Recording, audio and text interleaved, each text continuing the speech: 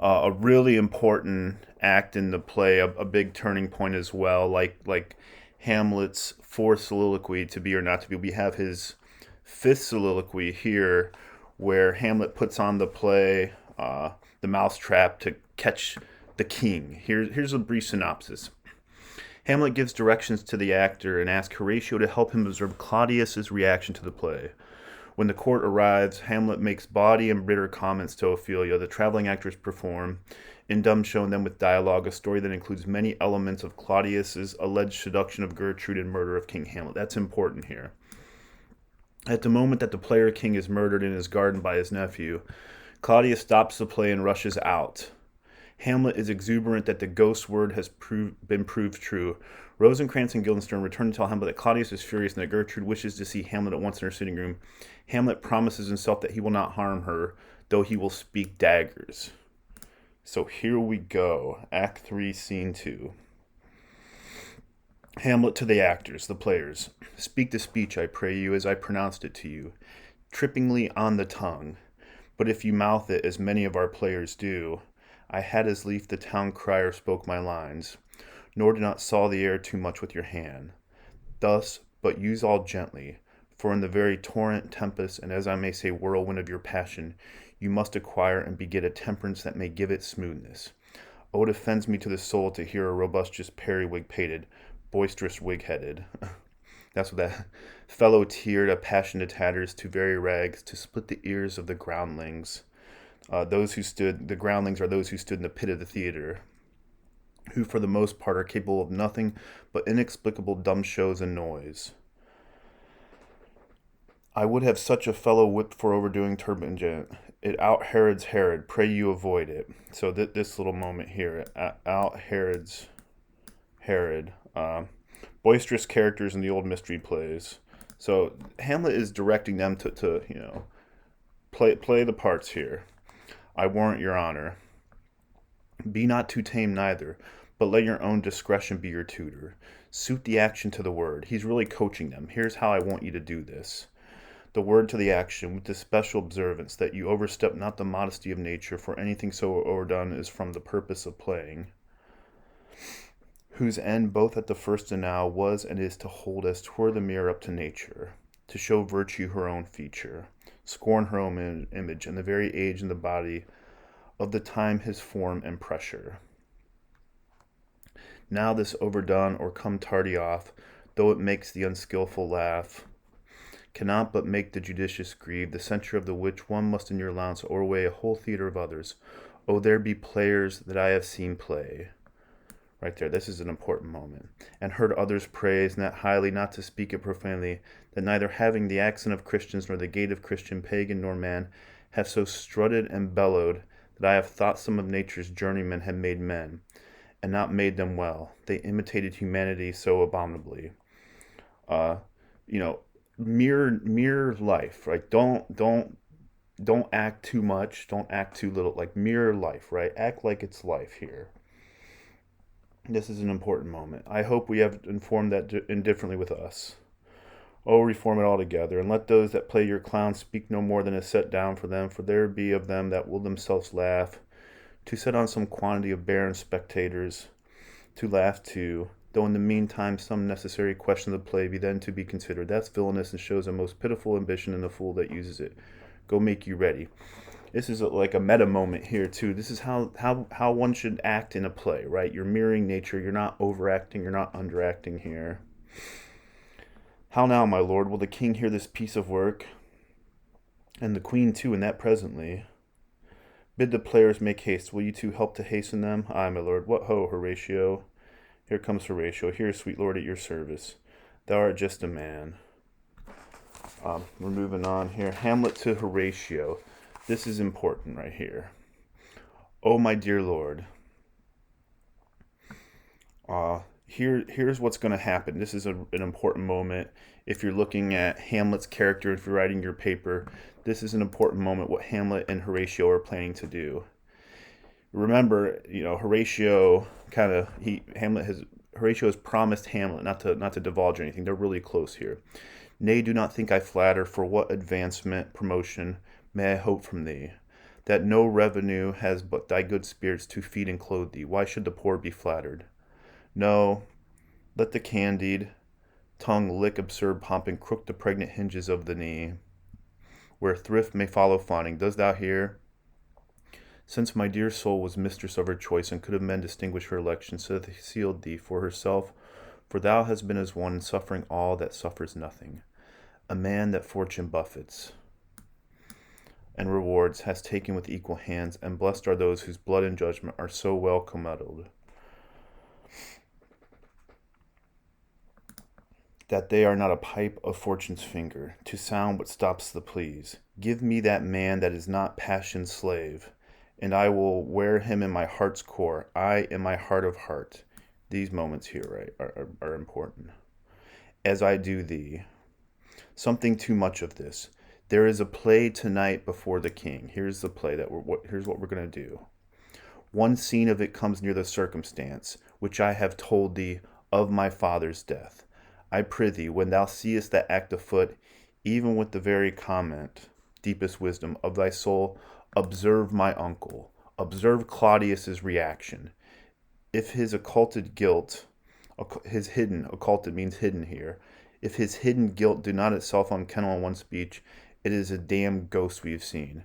So if Claudius watches the play with no reaction, the ghost is not nothing.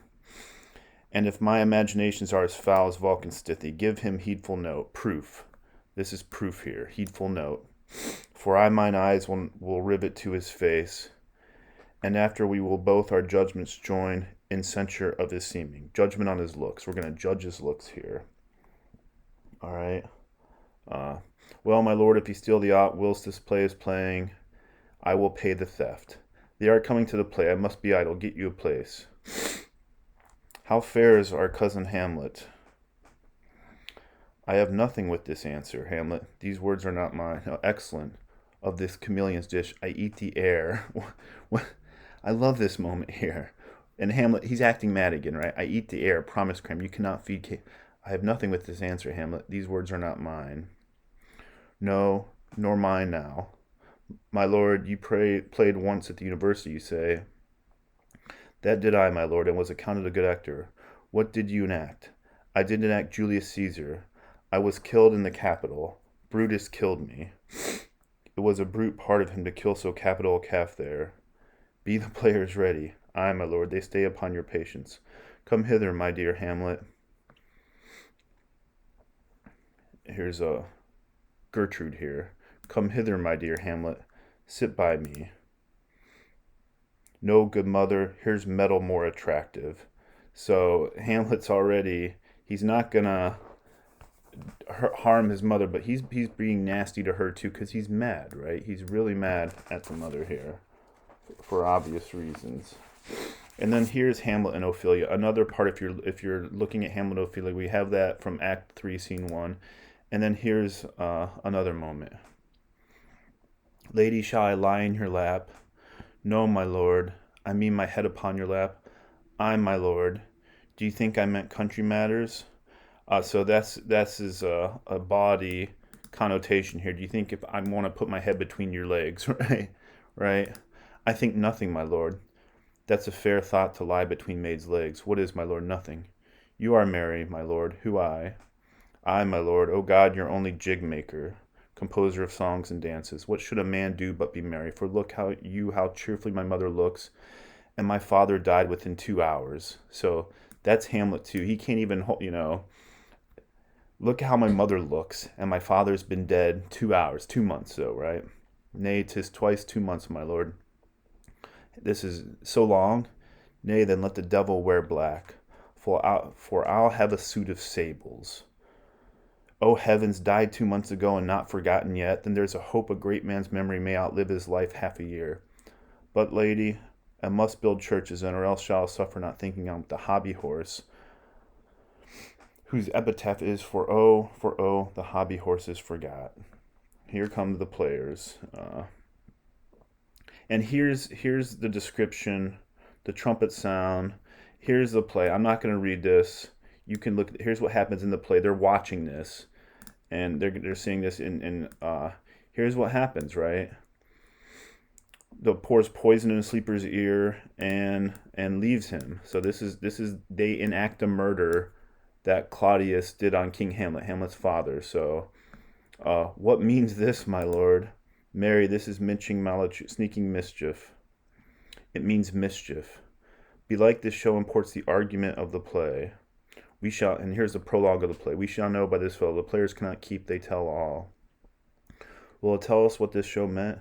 Aye, or any show that will show him. Be not you ashamed to show. He'll not shame to tell you what it means. You are not. Wicked improper, you are not. I'll mark the play. And here's the prologue of the play. For us and for our tragedy. Is this a prologue of the Posy of a Ring? 'Tis brief, my lord, as women's love. So Hamlet's being nasty here too. 'Tis brief. The prologue's brief, as woman's love is brief. But Hamlet, though, he's being nasty to Ophelia, but it's about Gertrude, right? His mother, who married Claudius 2 months after King Hamlet's dead. So there's something that Hamlet is just burning up in there. Player King, and here's the play. And I'm not going to read this. You can look at this play. This is important. This is what goes on. They're pretty much reenacting the play here. Because this is a long scene. I want to get through this when we have that important 5th soliloquy coming up. This is, oh, confound the rest. Such love must needs be treason in my breast. In second husband, let me accurse. None wed the second, but who killed the first. So Hamlet has coached these players what to say here, right? Hamlet, that's wormwood, a bitter herb. Here's the queen again. The instances at second marriage move. The second marriage, this is about Gertrude and Claudius here, are base respects of thrift, but none of love. A second time I kills my husband, and my second husband kisses me in bed. It's both bawdy, brutal, funny, intense. And here's the king here. This is a stand-in for Claudius, right? You can look at that. This is important. There's a moment here. The poor advance makes friends of enemies. That's an important line. We're going to skip around from the play, though. The end of the player queens. Both, if once a widow, ever I be wife. If she should break it now. So Hamlet's watching, and they're going to watch how the queens reaction and Claudius's reaction here. Hamlet, madam, how do you like this play? This is how Hamlet addresses his mother. Madam, how you like this play? And here's another famous quote. The lady doth protest too much, methinks. Oh, but she'll keep her word. Have you heard the argument? Is there no offense in it? Asked Claudius. No, they do but jest, poison and jest, no offense in the world. What do you call this play? The Mousetrap. Right, this is what Hamlet's calling this play he put together. Marry how, tropically, this play is the image of a murder done in Vienna. Gonzago is the duke's name. His wife Baptista, you shall see anon. But again, these are stand-ins for Gertrude and Claudius here. 'Tis a knavish piece of work, but what of that? Your majesty, and we that have free souls, it touches us not. Let the galled jade winch. Our withers are unwrung. You are as good as a chorus, my lord. I could interpret between you and your love, if I could see the puppets dallying. You are keen, my lord, you are keen. It would cost you a groaning to take off mine edge. Still better and worse. So you mistake your husbands. Begin, murderer. Leave thy damnable faces and begin. Come, the croaking raven doth bellow for the revenge. All right, now here's in the play, and you can see the pours poison in his ear. Lucretius, who's standing, pours poison in the ear. He poisons him in the garden for his estate. His name's Gonzago. The story is extant and written in very choice Italian. You shall see anon how the murderer gets the love of Gonzago's wife.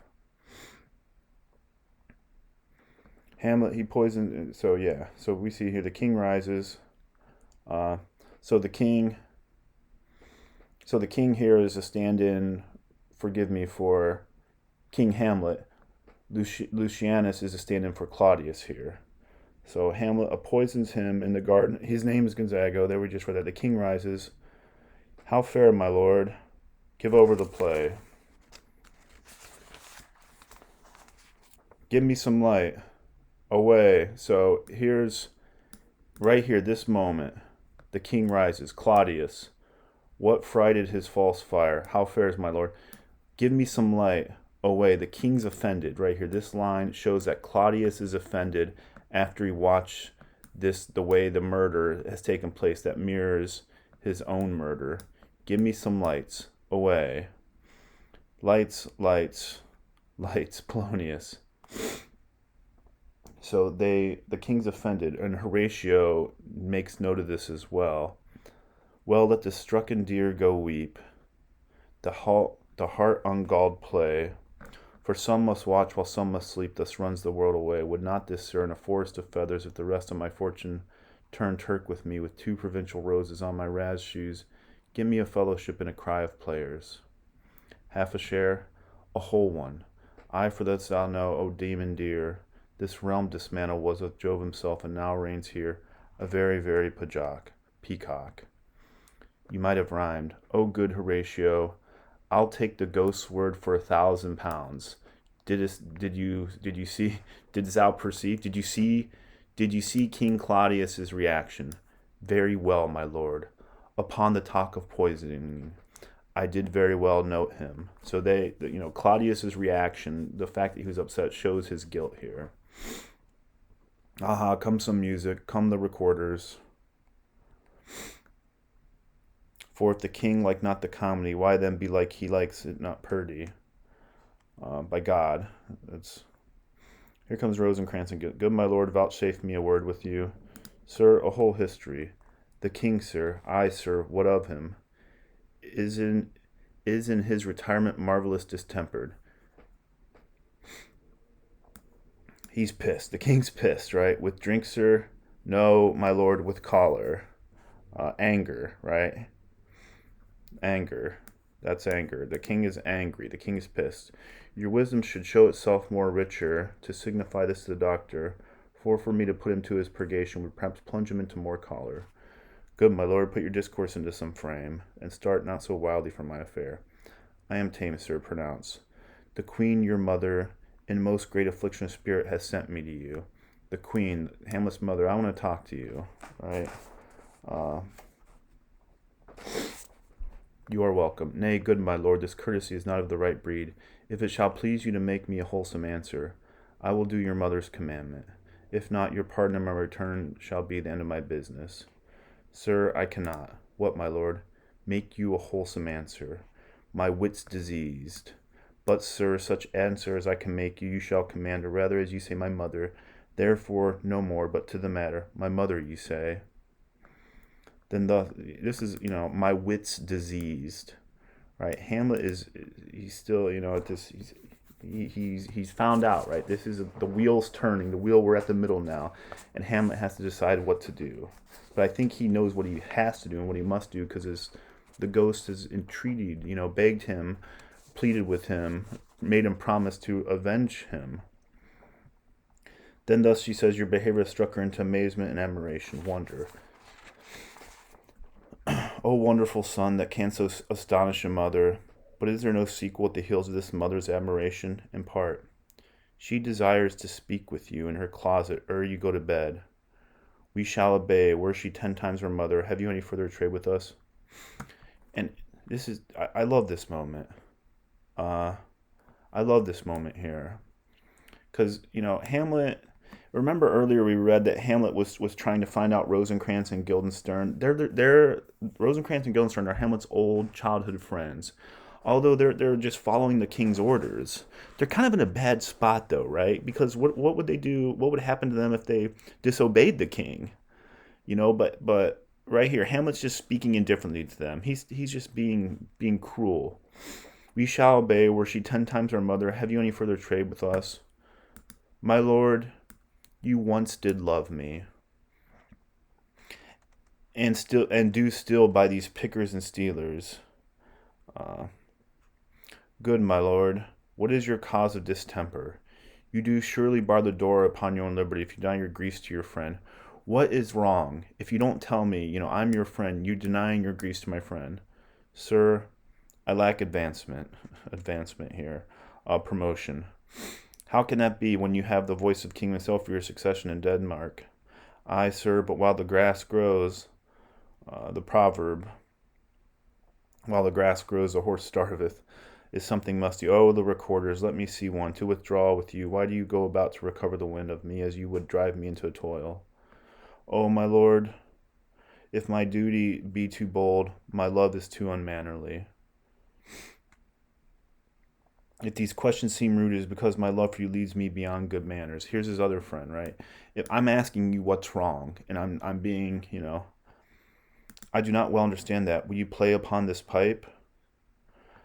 Rosencrantz and Guildenstern are like, what the hell's wrong, Hamlet? You're acting you're acting strange, and you're not telling us, and you're treating us roughly. My lord, I cannot. I pray you. Believe me, I cannot. I pray you. Believe me, I cannot. Play upon this pipe. I do beseech you. I know no touch of it, my lord. It is as easy as lying. Govern these vents. Stop on a recorder. So Hamlet's asking them to play the recorder here. Govern these with your fingers and thumb. Give it breath with your mouth, and it will discourse most eloquent music. Look you, these are the stops. But these cannot I command to any utterance of harmony. I have not the skill. Why, look you now, how unworthy a thing you make of me. You would play upon me, and this is an important moment. Hamlet, this is why, they're kind of having it out here. You can't play this, Hamlet's kind of calling out Guildenstern and Rosencrantz for backing the king, doing his bidding. How unworthy a thing you make of me. You would play upon me. You're playing me you're keeping tabs on me. You would seem to know my stops. You would pluck out the heart of my mystery. You would sound me from my lowest note to the top of my compass, range of voice. And there is much music, excellent voice in this little organ. The recorder. Yet cannot you make it speak? So blood, do you think I am easier to play it on than a pipe? Call me what instrument you will. Though you can fret me, you cannot play upon me. You can try and follow me and see what I'm doing. It's not going to happen, though. I'm outsmarting you. Yeah, I thought you were my friends, but you're not. You want to get close to me just to kind of report back to Claudius what's going on. Polonius. God bless you, sir. My lord, the queen would speak with you and presently. Do you see yonder cloud that's almost in the shape of a camel? By the mast, 'tis like a camel indeed. Methinks it is like a weasel. It is backed like a weasel, or like a whale, very like a whale. Then I will come to my mother by and by.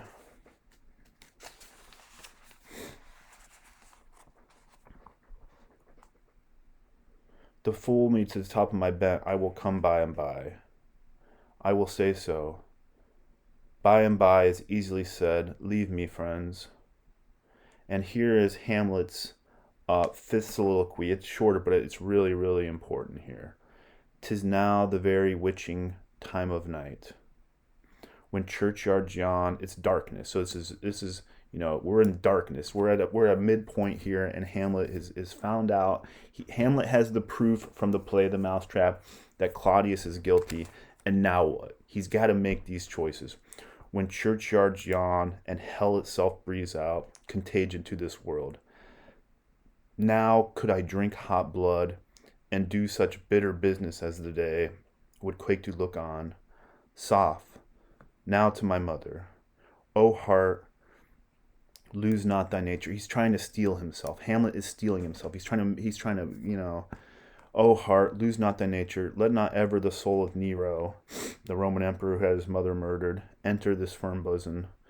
So Hamlet wants to speak roughly to his mother, but he's not. Remember, the ghost promises Hamlet not to harm her. Let me be cruel, not unnatural. I'm going to be mean, but I'm not going to harm her. I will speak daggers to her, but use none. My tongue and soul in this be hypocrites. How in my words somever she be shent, to give them seals, never my soul content. So, 'tis the very witching time of night. And Hamlet, he's angry, he's mad, he's going to speak invectives against his mother and be nasty, but he's not going to harm her. Oh, this is an important scene. We have Hamlet, if you're talking about revenge, just kind of like Hamlet gets the proof he needs from Claudius's reaction here. And we're going to move on to Act 3, Scene 3.